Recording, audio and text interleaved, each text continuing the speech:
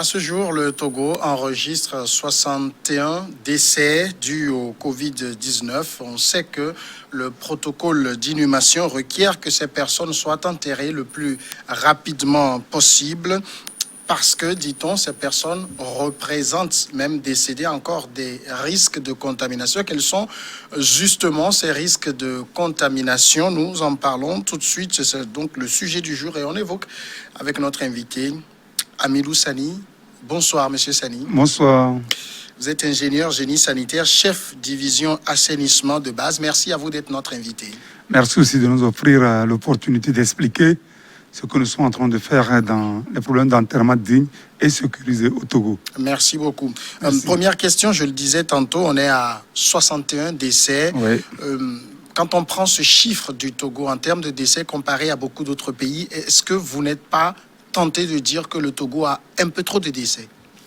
Dire le Togo a trop de décès, bon, dans la comparaison dans les 15 pays de la CEDEAO, il faut le dire que le Togo a le moins de décès que les autres pays.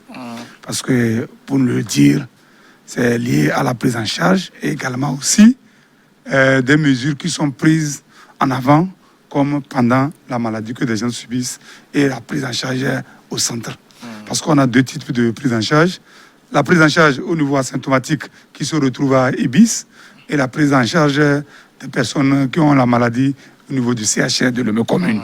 Donc dans les deux cas, il faut le dire que le Togo a mis beaucoup de mesures et accompagne vraiment les malades pour une guérison prompte. Et au plus grave, c'est la mort. Et donc c'est devant la mort que nous sommes obligés de vraiment enterrer. Selon les recommandations de l'OMS, les morts sont aussi contaminants. Ils sont infectieux. On va venir à ça tout de suite. Mais quand on parle, par exemple, quand j'évoquais ce chiffre-là, 61 morts, c'est vrai que on peut considérer que c'est un peu plus faible. Mais en termes de personnes, de population et de personnes qui font la maladie, par exemple, vous avez au niveau de la Côte d'Ivoire où ils ont plus de 20 000 cas confirmés. Le Togo est autour, en tout cas moins de 3 000 cas. La Côte d'Ivoire comptabilise juste un peu plus de 120 morts. Pour 20 000 cas, plus de 20 000 cas, le Togo qui a un peu moins de 3 000 cas comptabilise 61 morts. Le Bénin a plus de cas confirmés, mais moins de morts qu'au Togo. C'était le sens de ma question. Oui, le sens de votre question est bien fondé. Au fait, on parle de létalité. La létalité qui fait comparer le nombre de malades et le nombre de morts sur le nombre de malades enregistrés. Si on prend ce cas, on se rend compte que le Togo est en bonne position. Parce que par rapport au nombre de malades, par rapport au nombre de morts, donc la taux de qualité se calcule par rapport à ça, et c'est ce qui est comparé sur l'ensemble du pays et de la sous-région. Donc il est très intéressant, je n'ai pas pris les données, sinon j'avais les données, je vais les comparer pour dire clairement ce qui en est par rapport à tous les 15 pays de la CEDEAO qui sont comparés au jour le jour. Je vais vous poser une question un peu... j'allais dire, qui pourra peut-être attrister certaines personnes. Est-ce que personnellement, vous avez déjà assisté à cette phase terminale d'une personne souffrant de coronavirus? En fait, moi, je ne suis pas clinicien. Moi, je suis de l'assainissement. Le clinicien, quand il m'annonce le décès, c'est à partir de là que mon travail commence. D'accord. Donc, les cliniciens, c'est eux qui suivent les malades jusqu'à la phase terminale. Le plus souvent, c'est dans une détresse respiratoire aiguë. Par rapport au rapport que j'ai, on me dit qu'il y a des gens qui, en dernière minute, s'ils ont une détresse respiratoire et qu'ils ont une comorbidité liée à la THA et liée également aussi au diabète. Donc, je viens de lire un documentaire qui dit 18% de toutes les personnes qui sont mortes ont un problème de diabète. Et donc, c'est la comorbidité qui entraîne ces éléments-là sur l'ensemble. Donc, il faut le dire, aujourd'hui, moi, on n'assiste pas, on reçoit seulement l'information ou bien l'alerte d'une personne qui est morte et nous prenons les dispositions nécessaires. Le clinicien qui vous avise que... Qui nous avise, oui. Le clinicien nous avise qu'il y a un décès. Et il a déjà fait son premier rôle, c'est d'informer la famille que la personne dont le nom suit n'est plus. Et maintenant, il faut lui informer à l'avance que le responsable de la gestion des morts va rentrer en contact avec elle pour échanger les modalités d'enterrement. Et c'est suite à ça que nous, on rentre en contact avec les parents du défunt. Et ensuite, nous entendons à quand il faut faire l'enterrement et comment il faut le faire. Et c'est sur ces principes-là que moi je rentre en jeu pour enterrer les personnes décédées. Alors, lorsque vous rentrez en jeu, quel est concrètement votre travail? Ok. Concrètement, notre travail, c'est quoi? En fait, quand le clinicien, par un message au hasard, m'informe qu'on vient d'enregistrer un décès dans la communauté et dans le centre. Oui. Ensuite, je reçois le message et je lui pose la question, est-ce qu'il a déjà informé la famille? Il me dit que tout est fait et il m'envoie les contacts, au moins 2 ou 3 personnes. Et maintenant, tout de suite, moi, je rentre en contact avec la famille. Je demande à la famille, je déplore tout de suite un décès dans la famille et je suis le responsable de l'enterrement. Et je voudrais collaborer avec eux, voir comment nous devons procéder à l'enterrement. Oui. Et donc, suite à ça, les parents, le plus souvent, sont coopératifs. D'autres, ce n'est pas le cas. Donc, d'autres, vous allez trouver des violences, vous allez trouver des gens qui sont énervés, mais nous prenons notre calme de pouvoir aller que vous calmement. Aussi nous sentons que la mort, ce n'est pas facile. Et il faut gérer ça de façon avec tact. Et donc, c'est dans ce cadre, j'arrive à convaincre la personne et on retient le temps. Parce que quand quelqu'un meurt, on a 24 heures au plus tard pour l'enterrer. Parce qu'on n'a pas d'espace pour conserver les malades et les dépouilles en cette période. Et que les conditions de garder la dépouille, c'est un souci. Oui. Et donc, il faut enterrer au plus tôt pour éviter les contaminations. Alors, et c'est dans ce cadre que je m'entends avec les parents, on s'accorde, et à des fois, on leur demande, pour que la famille y participe réellement, on leur demande de fournir un cercueil. Parce que nous nous sommes rendus compte que des gens disent qu'on enterre sans eux. C'est ça le drame. Oh, c'est pas vrai. Donc, chaque mort, un cercueil qu'ils nous soumettent, et en ce moment, ils viennent avec le cercueil. Ensemble, avec... il faut annoncer plutôt que le gouvernement a mis en place, a coopté une pompe funèbre pour la gestion des décès. Et donc, cette information, quand je l'ai, je m'entends bien avec les familles et je vais à la pompe funèbre pour lui informer. Voilà la situation qui prévaut. Je me suis entendu avec les parents. Voilà l'heure à laquelle on s'est entendu. Et donc, à partir de ce moment, la pompe funèbre aussi se prépare. Et je donne 30 minutes à l'avance que les parents arrivent avec le cercueil. Et en ce moment, le pompe funèbre arrive également, récupère le cercueil, fait la mise en biais, laisse les parents vraiment voir que c'est vraiment leur corps. Et ensuite, nous pensons à l'enterrement. Donc, on va à l'enterrement. Si c'est un musulman, on l'envoie au niveau de... La Vita, là. Au cimetière musulman. Au cimetière musulman. Si c'est un chrétien, on l'envoie au centre à Bekuta. Et donc, c'est comme ça que nous gérons le plus souvent tout ce qui est mort. D'une façon, on l'enterre de façon digne et sécurisée. Okay. Alors, quand vous dites digne, c'est-à-dire la famille est avisée. Oui. Maintenant, vous savez que nous sommes aussi en Afrique. Il y a des rites dans certaines familles. Bien sûr. Est-ce que ces familles ont le temps de faire ces rites-là? Oui, il y a certains rites que les familles demandent, que nous ne voulons pas, parce que les familles voudraient récupérer le corps. Non, récupérer les cheveux, récupérer les ongles. Or, dans cette situation de Covid, il n'y a pas accessibilité au corps. Et donc, déjà, quand le corps est isolé, on n'a pas accès à ces éléments.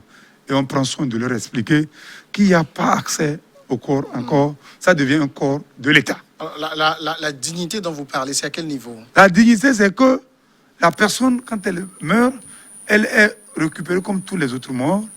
Elle est conservée dans les normes de conservation. Et ensuite, elle est mise dans un sac mortuaire pour l'isoler de tout contact et de toute exposition. Et après ça, elle a un cercueil digne de son nom pour pouvoir l'amener à sa dernière demeure. C'est tous ces éléments-là qui rentrent dans la dignité. quand on suit un peu le protocole d'inhumation mis en place par le Togo, vous avez dit que ça doit se faire en 24 heures. J'ai envie de savoir, est-ce que c'est ce que recommande l'OMS ou c'est le Togo qui a pris ces dispositions pour éviter les contaminations? C'est une recommandation de l'OMS. Parce qu'au départ, on ne savait pas. Vous savez, c'est une maladie qui est vraiment bizarre. Au départ, on a dit que les dépouilles mortelles n'étaient pas infestantes. Mais après des recherches poussées, on s'est rendu compte que les dépouilles aussi sont dangereuses et sont contaminantes. Et donc, il a été pris. Donc, on nous a donné des lignes, des marges, pour qu'au bout de 24 heures qui suivent la mort, qu'on enterre, pour éviter, parce que en fait, on dit que le poumon, beaucoup d'éléments sont complètement dégradés.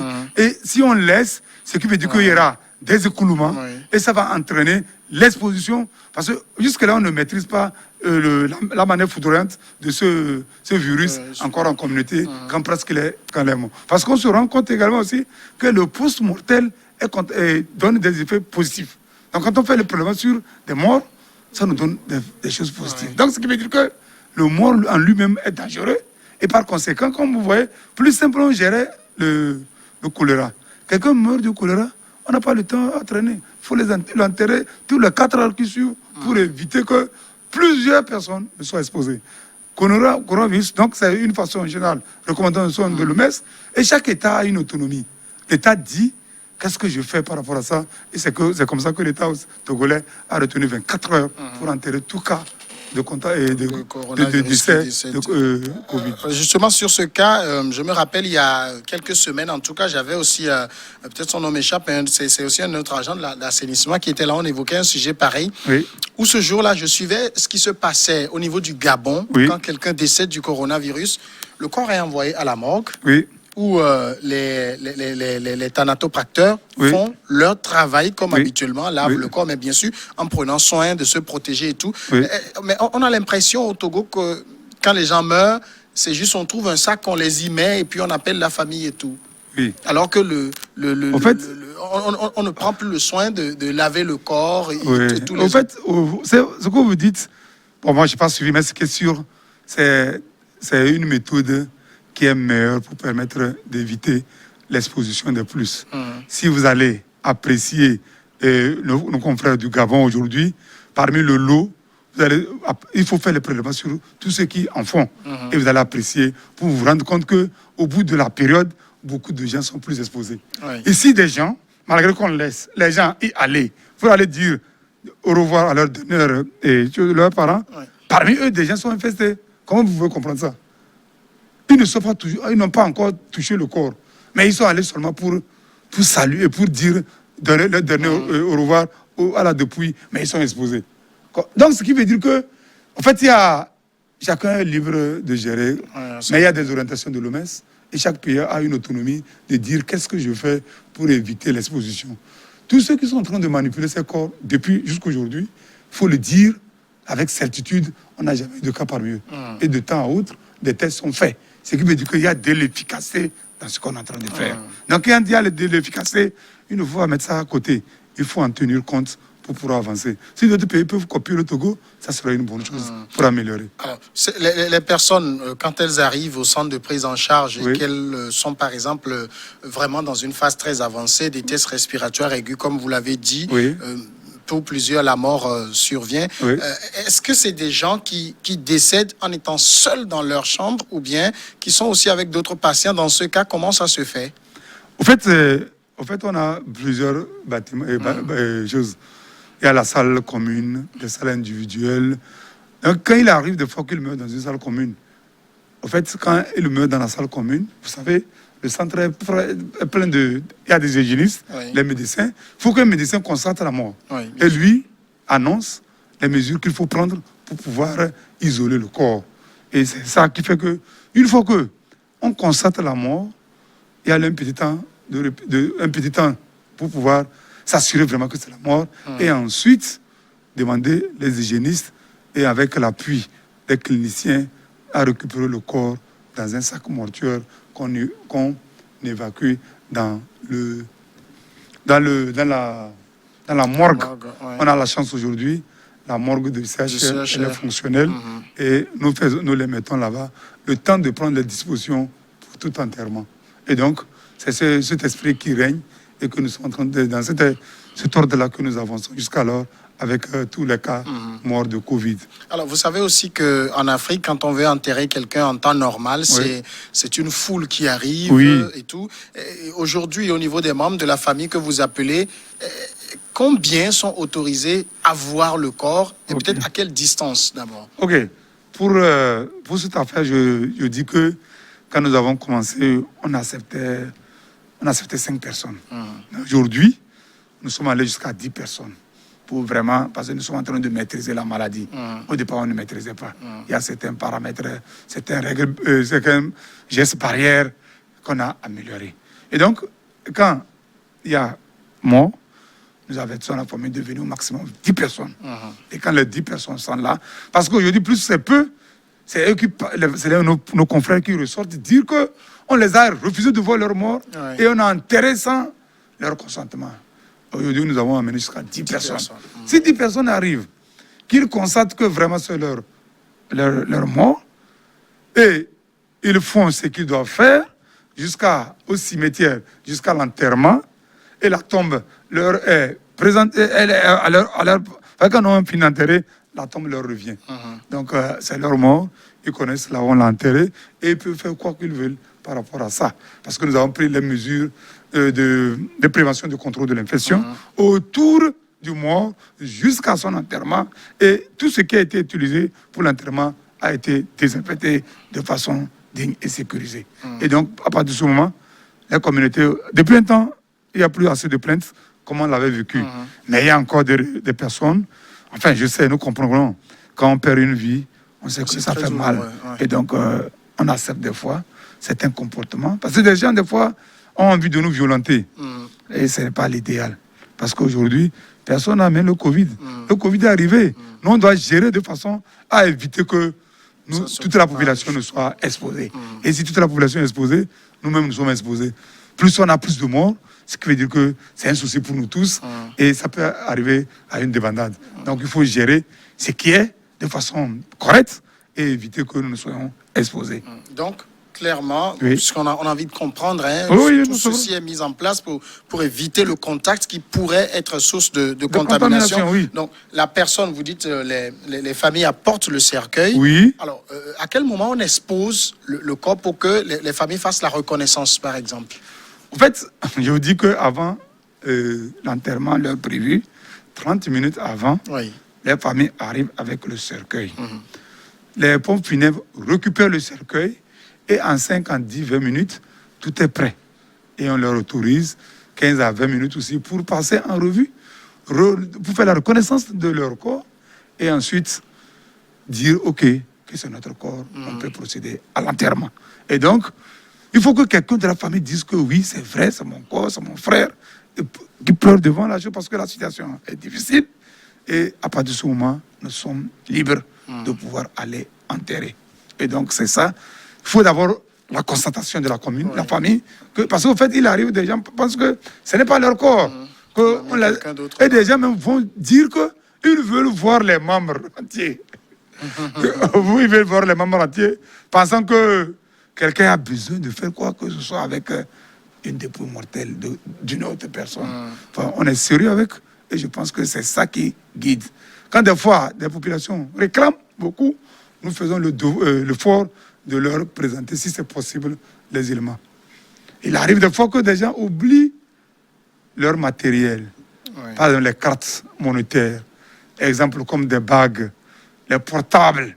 Donc, lors de l'évacuation, quand on met le corps dans le sac mortuaire, s'il y a de ces éventualités, on est obligé de se mettre en combinaison pour pouvoir récupérer le matériel et se désinfecter ce matériel et le remettre à leur disposition. Parce que si quelqu'un est mort, est-ce qu'on va encore emporter ses cartes pour enterrer avec la personne? Donc, c'est des éléments qui rentrent en ligne de compte et qui font des fois des problèmes quand nous avons à enterrer des populations. Alors, ça veut dire que, supposons que c'est un musulman, c'est un chrétien qui meurt, on voit la famille et tout le monde vient, donc on constate et on va l'enterrer, mais il n'y a pas de bénédiction. On sait par exemple que chez les catholiques, il y a le prêtre, il doit faire des prières. Chez les musulmans, on fait des choses. Il n'y a plus rien de ça pour... Il y en a. En fait, devant les chrétiens, il y a des pasteurs qui viennent, les prêtres viennent, ils peuvent le faire la prière au niveau de la morgue, ou ils vont jusqu'au cimetière et ils font la prière. C'est pourquoi je dis la dignité de l'homme est toujours respectée. Ce qu'on est, c'est sur ça qu'on se base pour vous. Sinon, aujourd'hui, on devait dire qu'on devait enterrer en un seul lieu et il n'y aurait pas question de distanciation, il n'y aurait pas question de musulmans ni chrétiens. Mais déjà, quand on accepte, même les païens qui n'ont pas de choses, quand ils meurent, les gens viennent, ils parlent sur la tombe, ils leur disent ce qu'ils pensent avant qu'on ne ferme la tombe. Et chez les musulmans aussi, on accepte, on fait des prières sur la personne avant de l'enterrer. Donc rien n'est exacté, mais c'est qu'on respecte les mesures barrières pour éviter la contamination de plus d'un. C'est ça qui est le vrai souci et c'est sur ça que nous nous basons pour pouvoir mieux travailler. Et je pense que pour l'instant, bon, c'est la population qui va apprécier ce que nous faisons. Mais ce qui est intéressant, c'est qu'ils doivent nous accompagner pour mieux faire. Parce que notre souci, ce n'est pas souhaiter des morts au Togo, n'est pas souhaiter des morts au Togolais, mais c'est cadrer la maladie pour que ça ne soit pas une explosion. C'est le gros souci qui est là. Amidou Sani, quand on met une personne décédée du coronavirus dans un sac mortuaire et que le sac est fermé, ça veut dire à partir de ce moment, la personne n'est plus en contact. Il n'est pas contaminant. C'est ça le premier élément. Quand on le met dans le sac mortuaire, il est isolé de tout contact. Et donc, c'est le sac mortuaire, c'est l'élément fondamental. Ailleurs, les gens prennent... parce que depuis que nous, on a commencé avec les sacs mortuaires, depuis le choléra jusqu'à aujourd'hui, tout ce qu'on vit, on a trouvé que sur tout ce qui manipule avec le sac mortuaire, ça permet d'isoler correctement le corps et permet de limiter la propagation de la maladie. Parce que déjà, vous voyez, si on laisse une personne qui sort et qu'on prend de la mort, on le couvre d'un simple pagne. Les écoulements nasaux et puis tout ce qui est là, sont en train de papiller partout. Vous savez, le vent est là. Donc, de manière que quand on le met déjà depuis son salle de soins, là où il est décédé, on le met dans le sac mortuaire et avec le chariot, on l'envoie dans la morgue avant toute dignité de prise en compte et avant de l'aller l'enterrer. Donc, je pense que c'est les aspects que nous sommes en train de mettre en place et je pense que chacun va apporter ça. On attend toujours des conseils pour voir si on peut améliorer ce qu'on est en train de faire.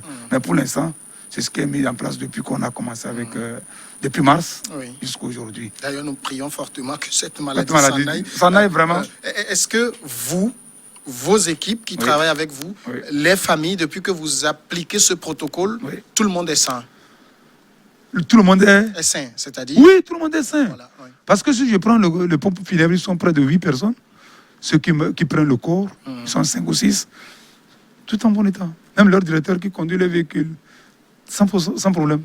Parce qu'au fait, à une période donnée, nous essayons de faire les tests sur eux pour apprécier leur état de santé. S'ils sont toujours jusque-là en bon état, ce qui veut dire que le protocole qu'on a mis en place est bon. Et vous pouvez constater également un élément qui n'est pas pris en compte, c'est la désinfection autour du corps et autour de ceux qui vont. Parce que nous avons... En fait, là, on utilise une solution colorée pour désinfecter tout. Et quand on arrive, on met le corps, même tous ceux qui passent, on leur met la solution de colore dans la main pour qu'ils se nettoient correctement, pour éliminer tout ce qui est débris ou bien tout ce qui est dans la zone avant de prendre le corps. Et là-bas, à l'enterrement, tout ce qui est porté, qui est à débarrasser rapidement, se débarrasse de ça et puis on revient comme il le faut. Et donc, pour dire aujourd'hui, il y a la solution colorée qui aussi joue un grand rôle parce que depuis la dépouille jusqu'au cercueil, jusqu'au transport, jusqu'à l'inhumation, tous ces aspects sont vraiment respectés. Et on utilise la solution colorée pour éliminer ou bien détruire tous les virus autour de la chose. Lorsque vous avez mis la personne dans le cercueil, pourquoi vous ne remettez pas simplement le cercueil à la famille, par exemple, et que votre rôle s'arrête là-bas, mais vous conduisez jusqu'au cimetière? Vous voulez vous assurer que ces gens n'aillent pas après manipuler le corps à votre insu? Ok. En fait, c'est le souci qui prévaut. Aujourd'hui, quand quelqu'un meurt de Covid, c'est un parent de l'État. Il devient un parent de l'État. Ce n'est pas un parent autre. Mais nous, on les accompagne. On fait des mesures de sécurisation et des mesures de dignité et on l'envoie, on l'enterre en un lieu sûr et qu'on est sûr que le corps n'est pas enlevé. Le gars n'est pas récupéré pour d'autres fins. Et donc, c'est un corps que nous avons enterré et que ceux qui enterrent ont un suivi. Avant, s'il y a un décès, j'appelle le maire de la ville de Lomé, et au golf, c'est golf 1, non? Et tout de suite, il informe ces éléments qui sont au cimetière, et ceux-ci déjà se préparent. Ils savent qu'il y a une personne de ce genre qui arrive. Et maintenant, quand nous nous déplaçons, nous arrivons, la tombe est déjà préparée, et nous enterrons. Quand on enterre, il y a pas de... Ils ont le devoir de suivi de toutes ces tombes, comme les autres tombes qui sont là-bas. Parce que c'est un temps court, on ne met pas assez du temps pour pouvoir rester, mais on respecte la dignité de l'homme, l'enterrer de façon digne. Sinon, remettre à la population, aux parents, c'est un souci. C'est un souci. C'est un souci. Hamidou Sani, merci à vous d'être passé, nous donner toutes ces explications. Merci à vous aussi, parce qu'il faut qu'on informe beaucoup et demander à la population de nous comprendre. Oui. Ce n'est pas pour nous d'avoir des décédants parmi les gens. C'est la maladie qui est en train de sévir et c'est son paroxysme qui est le décès. Et donc, nous également, nous pleurons nos morts et nous pleurons nos compatriotes qui partent. Et nous exhortons nos comités d'accepter parce que ce n'est pas volontaire. Et selon certaines paroles, ils disent Dieu a donné, Dieu a reçu. Oui. Et donc, on considère que nous tous, nous sommes des mortels. Et par conséquent, nous devons accepter tout ce qui nous arrive comme la grâce de Dieu. Merci beaucoup. Vous êtes ingénieur, génie sanitaire et chef division assainissement de base. Merci d'être passé. Merci beaucoup et bonne journée. Merci. La pause tout de suite et puis regard croisé après.